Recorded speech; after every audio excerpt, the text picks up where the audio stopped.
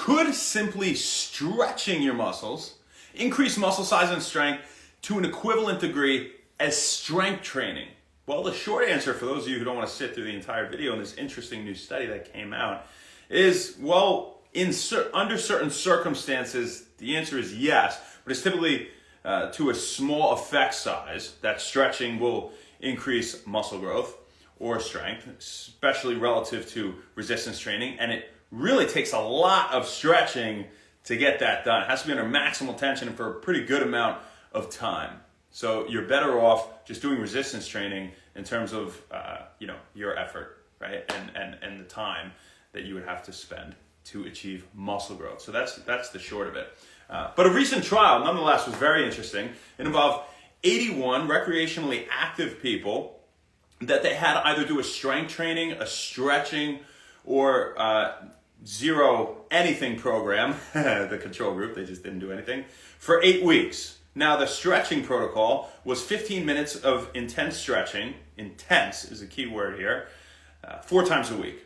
The strength training group, they did 3 days a week of 5 sets of chest flies. They were measuring chest hypertrophy or muscle growth and strength in this study specifically. Right? Most studies that measure this kind of thing, they use like the calf or some other muscles or lower extremities. So that's one unique thing about this study. They use the chest. But they did 3 days, and they did 5 sets every day, 10 to 12 reps. So right away we're seeing a limitation in this study. Well, that's maybe not enough exercise to support any significant muscle growth, right? And it's the same exercise. It's 10 to 12 reps. Right? We're looking for like 4 to 8 reps if we're really promoting hypertrophy and growth and increases in strength, significant increases in strength, right? And so we'll start with that. But nonetheless, at the end of the 8 weeks, they found that the stretching program and the resistance training program had an equal effect in increasing muscle size and strength in the participants. Now, we have a few limitations to this trial. We'll talk about that in a second. But let's kind of talk about, how does a muscle grow, right? How does a muscle respond to exercise and grow? Well, it takes some form of external mechanical stress, right? Like putting a muscle under tension, whether that be from intense stretching or whether that be from resistance training, right? It can achieve a similar type thing here. And that stimulates mechanosensors or mechanoreceptors in the muscles to produce certain signals that tell the muscle to grow or not to grow, right? Due to a lack of signals, for example. And they'll affect things like muscle protein synthesis or building proteins in the muscle. Now, typically, when they measure muscle growth from a stretching protocol in these trials in the past, they would measure people's pain levels, right? Subjective levels of pain to say that they were at an intense enough stretch, if you will, to achieve muscle growth, right? Because you have to really be past the point of comfort in stretching. It doesn't go for just sitting there and stretching like this. It's got to be really past the point of comfort. At least all these previous trials had shown, and this is how they tried to measure the effectiveness of the stretching in order for somebody to see some response in the muscle in order to grow muscle, right? Now, this study was interesting because they didn't use pain as the measure to determine if they were stretching to a significant enough degree to promote muscle growth, but rather they used a stretching machine. Now, they used a stretching machine that one of the instructors in the trial would control, and they would make sure it's constantly under tension through that 15 minutes. They did, again, 4 days a week in the stretching program to make sure that tension was constantly enough to support muscle growth and increases in strength. Now, measuring pain doesn't seem like the best way to make sure that, one, they're even stretching to the degree where they're going to be supporting muscle growth or they're under maximal tension. And why? Because pain's controlled by a lot of things, not just the stretch. There's a huge emotional factor in pain. When someone has stress or anxiety or, all sorts of other things, that can control their perception of pain, right? And that will be different for everybody. So in this trial, again, one good thing that they did and one unique thing that they did compared to the trials before this, measuring the effectiveness of stretching on muscle growth compared to, say, resistance training, is that they used a machine, right? But if you're going to do that, you need you need a machine and you need somebody to be pushing you to that degree, right? They were strapped down, they were pulling the chest, the arms down. you know? So it's kind of unrealistic, right? So if you're at home yourself and you're trying to stretch to that degree, you're really going to get there, right? And you got to be there for a decent amount of time to see this benefit. Now, if you were going to go through that, you know, again, in short, if you were going to go through all that, well, what if you just did a few sets of push-ups, right?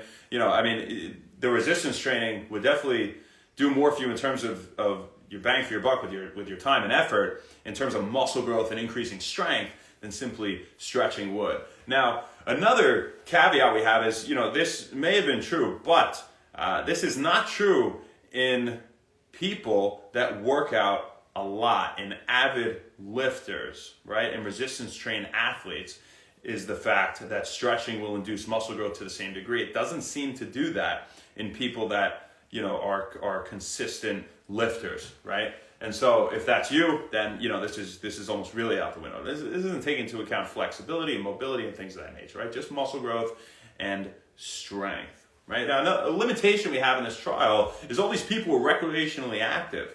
So they, in you know, all the groups they recommended, in at least both the stretching and exercise group, they recommended that they continue their typical exercise protocol for the week. They just go about their daily life. And so there was a lot that wasn't controlled there, right? Maybe some people in the stretching protocol also work out 5 days a week, or, you know, do a lot of other stuff every week. And maybe some of the people that were in the, you know, chest fly group, they don't work out as much, right? So there's a lot, you know, left up in the air here that, you know, wasn't under control. But a unique study worth mentioning nonetheless. So that's what we got for you guys.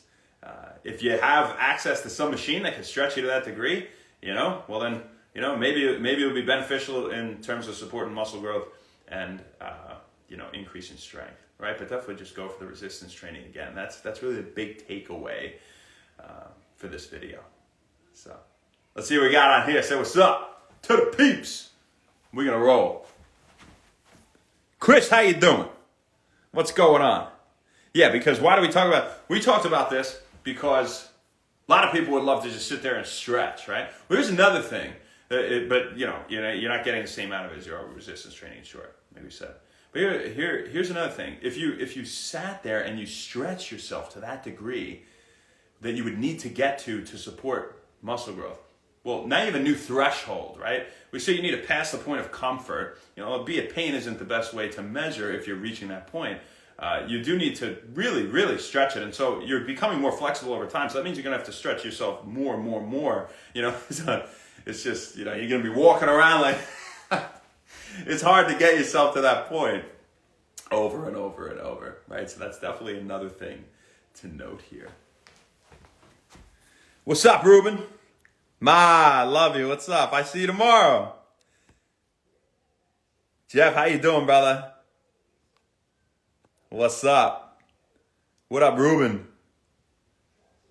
Oh, you're so sweet, man. Gisela, how you doing? Joel. Caleb, a lot of stuff. What's up? Chris Presco, my man. Thanks for coming on, guys. Ashley, what's up, girl? How you doing? You getting back in the gym. Good for you. You're on. And you're back in the gym. Mike, what's up?